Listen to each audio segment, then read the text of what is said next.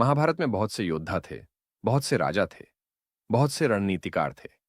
लेकिन एक व्यक्ति ऐसा भी था जिसके पास न सेना थी, न सिंहासन, फिर भी वह पूरे साम्राज्य से अधिक शक्तिशाली था।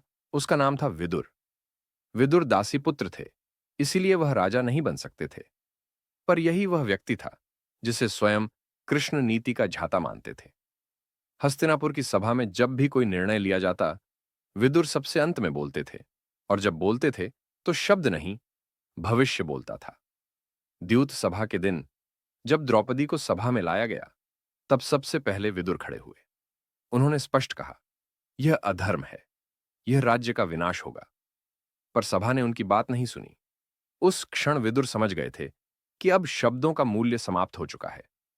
महाभारत का एक कम जाना गया सत्य यह है कि विदुर मौन इसलिए नहीं हुए क्योंकि वह हार गए थे, बल्कि इसलिए क्योंकि उन्होंने भविष्य को पहचान लिया था। युद्ध से पहले विदुर ने धृतराष्ट्र को बार बार समझाया। उन्होंने कहा, राजा वही होता है जो पुत्र और धर्म में अंतर कर सके।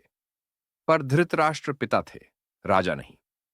जब विदुर ने देखा कि अधर्म को रोका नहीं जा सकता, तब उन्होंने एक ऐसा निर्णय लिया जो किसी भी योद्धा से अधिक साहसी था।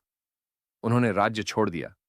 यह पलायन नहीं था, यह धर्म का राज्य से अलग हो जाना था। जिस दिन विदुर ने हस्तिनापुर छोड़ा, उसी दिन महाभारत का युद्ध अवश्यम भावी हो गया, क्योंकि जहां नीति नहीं रहती, वहां केवल युद्ध बचता है। महाभारत हमें यह नहीं बताता कि सबसे शक्तिशाली कौन था, वह यह बताता है कि सबसे जरूरी कौन था, और वह विदुर थे। उन्होंने तलवार नहीं उठाई, पर उनका मौन ही सबसे बड़ा शस्त्र बन गया। और यही कारण है कि महाभारत में विदुर कभी युद्ध नहीं लड़ते, फिर भी युद्ध उन्हीं की चेतावनियों को सही सिद्ध करता है।